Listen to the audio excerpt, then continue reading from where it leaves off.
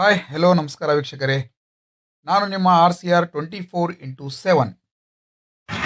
ಈಗ ನೋಡಿ, ಎಲ್ಲರಿಗೂ ಹೇಳೋದೊಂದೇ, ನಾವು ರಾಯಚೂರು ಗ್ರಾಮೀಣ ಪೊಲೀಸ್ ಠಾಣೆಯಿಂದ ರಾಯಚೂರು ಪೊಲೀಸರು ನಾವು ಹೌದಾ. ಇತ್ತೀಚೆಗೆ ಮಾನ್ಯ DC ಸಾಹೇಬರು ಮತ್ತು SP ಸಾಹೇಬರ ನೇತೃತ್ವದಲ್ಲಿ ಒಂದು ರಸ್ತೆ ಸುರಕ್ಷತಾ ಮೀಟಿಂಗ್ ಅಂತ ತೊಗೊಂಡಿದ್ದಾರೆ, ರೋಡ್ ಸೇಫ್ಟಿ ಮೀಟಿಂಗ್.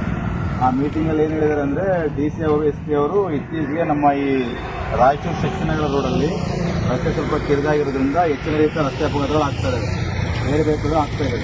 ನಮ್ಮಲ್ಲಿ ರಿಪೋರ್ಟ್ ಆಗಿರ್ತಕ್ಕಂಥ ನಾವು ಕೇಸಸ್ಗಳನ್ನು ನೋಡಿದರೆ ಸಾಕಷ್ಟು ಪ್ರಕರಣಗಳಲ್ಲಿ ಬೈಕ್ ಸವಾರರೇ ಸಾವನ್ನಪ್ತಾ ಇದ್ದಾರೆ. ಯಾಕೆ ಅಂದರೆ ಹೆಲ್ಮೆಟ್ ಹಾಕೊಳ್ತಾ ಇಲ್ಲ. ಹೆಲ್ಮೆಟ್ ಹೆಂಗಂದರೆ ಇಡೀ ದೇಹ ನಾವು ಒಂದು ವೆಹಿಕಲ್ ಅಂತ ಕನ್ಸಿಡರ್ ಮಾಡಿದ್ರೆ ಟ್ರೈನ್ ಅನ್ನೋದು ಒಂದು ಇಂಜಿನ್ ಇದ್ದಂಗೆ.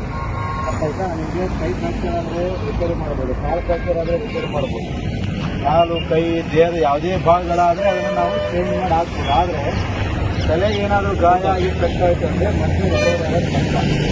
ಸರ್ಕಾರ ಹೆಲ್ಮೆಟ್ ಹಾಕೊಂಡು ಇರೋದು ದಂಡ ವಸೂಲಿ ಮಾಡೋಕ್ಕಲ್ಲ, ಇದು ಮನುಷ್ಯನ ಜೀವ ಉಳಿಸಲಿಕ್ಕೆ. ನಾವು ನಿಮಗೆ ಫೈನ್ ಹಾಕಬೇಕು, ಸರ್ಕಾರಕ್ಕೆ ನೀವು ಕೂಡ ಹಣದಿಂದ ಸರ್ಕಾರ ನಡೆಸಿ ಆ ಥರ ಎಲ್ಲ ಉದ್ದೇಶ ಇದೆ. ಜನ ಜೀವವನ್ನು ಕಳ್ಕೋಬಾರ್ದು. ಈಗ ನೀವೆಲ್ಲ ಮನೆಯಿಂದ ಹೊರಗೆ ಬಂದಿದ್ದೀರ ಅಂದರೆ ನೀವೆಲ್ಲ ಕೆಲಸ ಮಾಡ್ತಾ ಇರ್ತೀರ. ನೀವು ಸಂಪಾದನೆ ಮಾಡಿದ್ರೆ ನಿಮ್ಮ ಕುಟುಂಬ ನಡೀತೈತಿ, ಹೌದಾ? ನೀವು ಸಂಪಾದನೆ ಮಾಡಿದ್ರೆ ನಿಮ್ಮ ಕುಟುಂಬ ನಡೆಯೋದು. ನಿಮಗೆ ಏನಾದರೂ ತೊಂದರೆ ಆದರೆ, ನಿಮಗೇನಾದರೂ ಹೆಚ್ಚು ಕಡಿಮೆ ಆದರೆ ನಿಮ್ಮ ಮನೆ ಪರಿಸ್ಥಿತಿ ಹೆಂಗಿದೆ ಅಂತ ಆಲೋಚನೆ ಮಾಡಿ. ಅರ್ಥ ಆಯ್ತಾ? ದಯವಿಟ್ಟು ಪ್ರತಿಯೊಬ್ಬರು ಕೂಡ ಕಡ್ಡಾಯವಾಗಿ ಹೆಲ್ಮೆಟ್ ಹಾಕೋಬೇಕು.